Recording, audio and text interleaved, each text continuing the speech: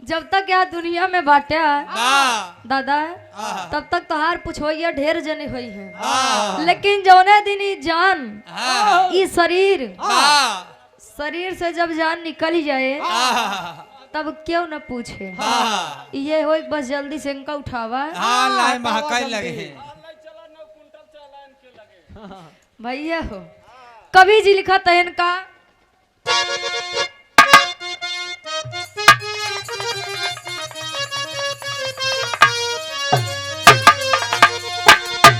अरे माया के बजरिया हो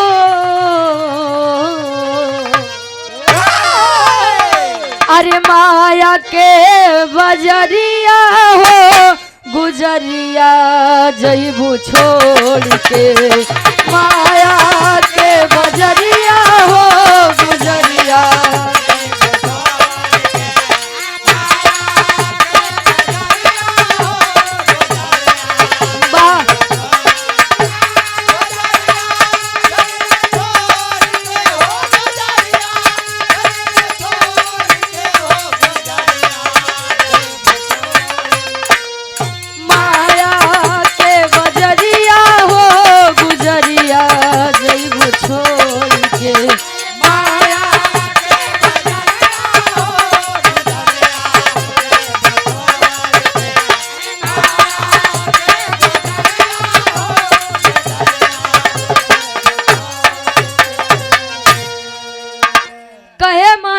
बजरिया हो गुजरिया जईबू छोड़ के ई माया के संसार बा। यहाँ कितना रुपया पैसा धन दौलत इकट्ठा कैलिया कितना ये अपने के बारे में सोच लिया अपने बारे में सोच तोहार कुछ ना हो सकता। कवि जी बताओ तैन इस संसार में का तेन बड़े भाग्य सी मानुष तन मिला बा। लिखत हैं कवि जी वारे हमरे कवि जी का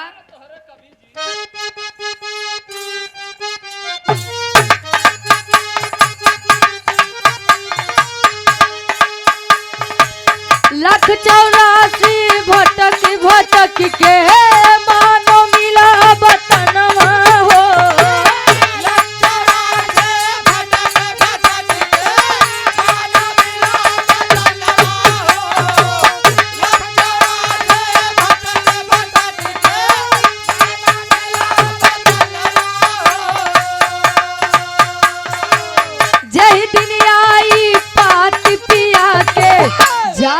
पड़ी गवनवा हो जही दिन आई पाती पिया के जान पड़ी गवनवा हो गुजरिया जईबू छोड़ के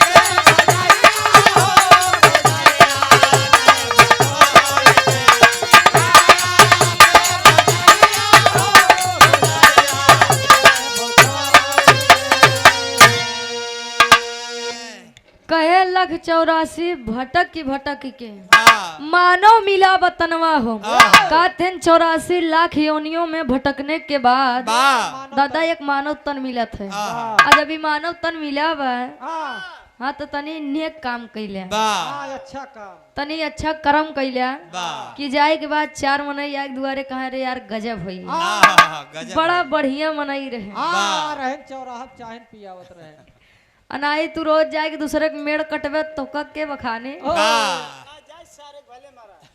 गांव साफ हो गया जान लगा कहीं रास्ते भरे तो दुनिया यार जीव है काज नहीं के कब रास्ता मिले राम ही जाने जान ले है त्या मानुष तन में कुछ नेक काम कैलिया जब तक तन न मिले तब तक कहिए नाथ जाय देता तो हम पृथ्वी पे जाय के तहार भक्ति भाव भजन आराधना करी। जब 5 शोर बाहर सुनबे भैया काम क्रोध मद लोभ अहंकार ये नहीं पांच चोर। हाँ ये पांच चोर। जब ये पांच चोर भाई हम आप बताते नहीं। हाँ हम दुनिया सारी जीत जाओ लेकिन इनसे हार ही जाओ। वाह जब पांच चोर नहीं पिछुआई ली हैं वाह तक बतावा केहू के मन लागे भक्ति भाव भजन करे में। अरे यार ओकरे लगे इतना पैसा बा अगर कुछ कह लिया जाए तो उससे ज्यादा आई जात। वाह ओकरे घरे इतना बढ़िया सुख समृद्धि बा हमरे घरे काहे नहीं बा। यही माया वाह ये माया में तो सब परेशान है। हाँ। भैया जग में तुलसी दो बड़े। वाह। अरे जग में तुलसी दो बड़े एक पैसा एक राम। कहाँ राम राम से मुक्ति मिले ही पैसे से सब काम। ये पैसो है जो प्रतापगढ़ से हर चली जाए हाँ। भैया।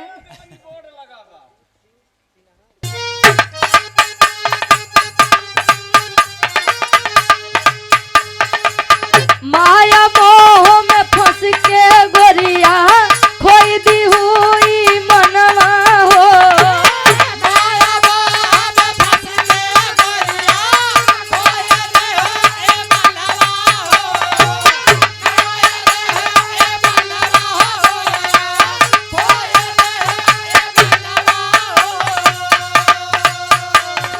बड़े भाग मानुष तन मिला आयु यही जगहिया हो गुजरिया जैबू छोड़ के।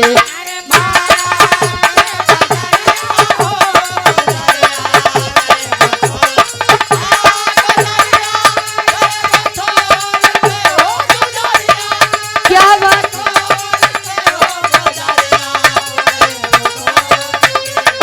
माया के बजरिया हो बजरिया हो गुजरिया जैबू छोड़ के।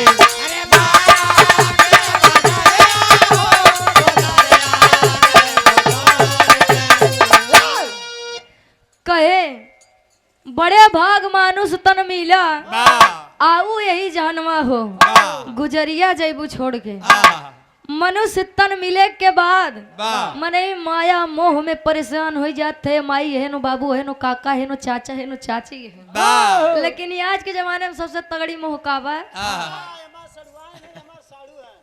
ससुरारी के तो का साढ़ू सड़ हुए नहीं खोई बाकी सबका मेहरारू खोई। वाह जेका नहीं मिली बा ओका मेहरारू बा जेका मिल गई बा ओका साढ़ू सड़ हुई नहीं के।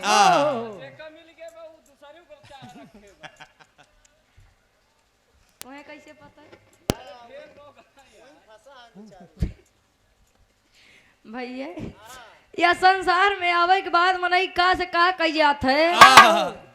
एक दिन सोचा कि हम ज्ञान देते तो हमरे खातिर ये अलग रूल होए। हम केतनो रुपया पैसा धन दौलत जोगा के रख ले लेकिन जब जाए के पड़े सब यही छोड़ के चली जाए।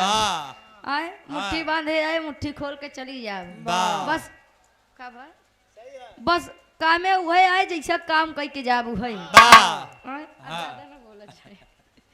कवि जी लिखा तो आगे का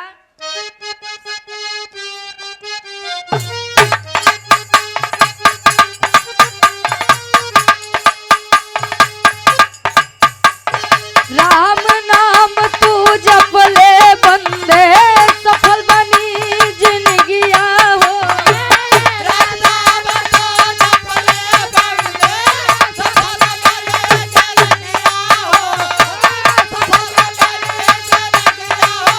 वाह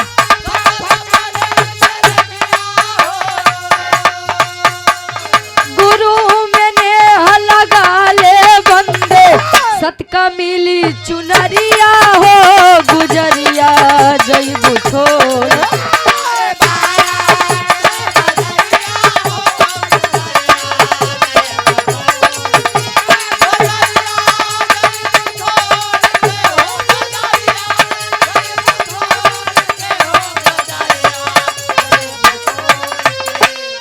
माया के बजरिया हो गुजरिया जैबू छोड़।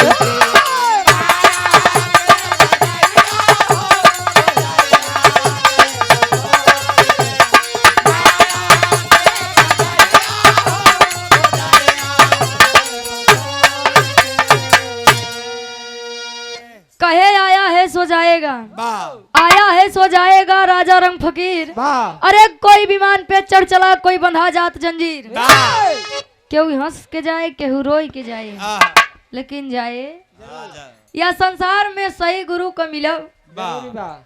बड़ा जरूरी बा। लेकिन आज के जमाने में दुर्लभ हो बा। वाह पहले के गुरु दक्षिणा तब ले जब चेला कोनो लायक बन जाए। वाह अजब वाले पहले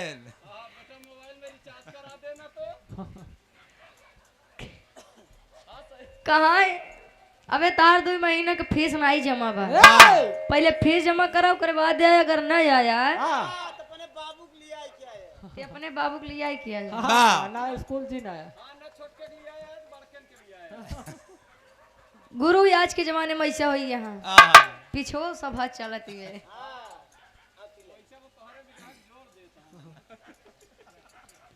वाह भैया, आज के गुरु बहुत ऐसा कमे हुई हैं जे फीस कम लेके लड़के के पढ़ावे चाहे। वाह देखा था प्राइमरी स्कूल में पढ़ावता वो टीचर के कोनो वैल्यू नहीं बे। हाँ। बहरे कोचिंग खोल दे तब देखा वाह कहे न रे यार सरकारी टीचर है। का समझा था वाह गुरुजी। तो सत्य के गुरु जी अने दिन मिल जाएंगे, वाह वह दिन इस संसार के मुक्ति, संसार से मोह माया जोन बाई सब मुक्ति सब मिल जाए, सबको मिल जाए, नाव पार हो जाए भैया। आखिरी में खानदान का परिचय कहे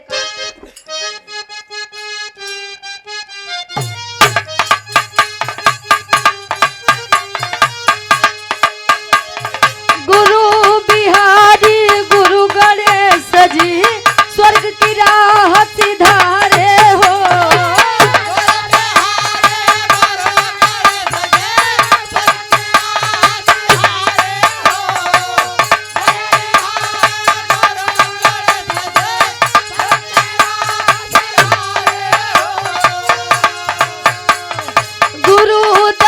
बिन अखिया प्यासी रुचि नैन। अच्छा कहे गुरु दरस बिन अखिया प्यासी अब रुचि नैन निहारे हो। गुजरिया जईबू छोड़ के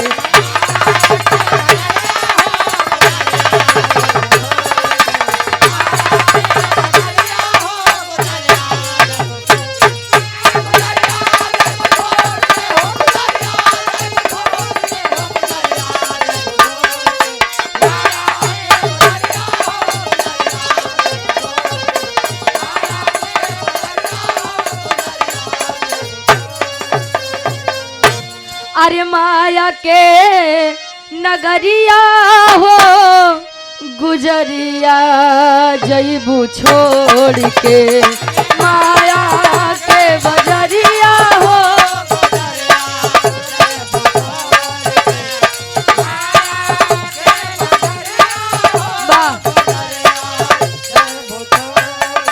गुजरिया जईबू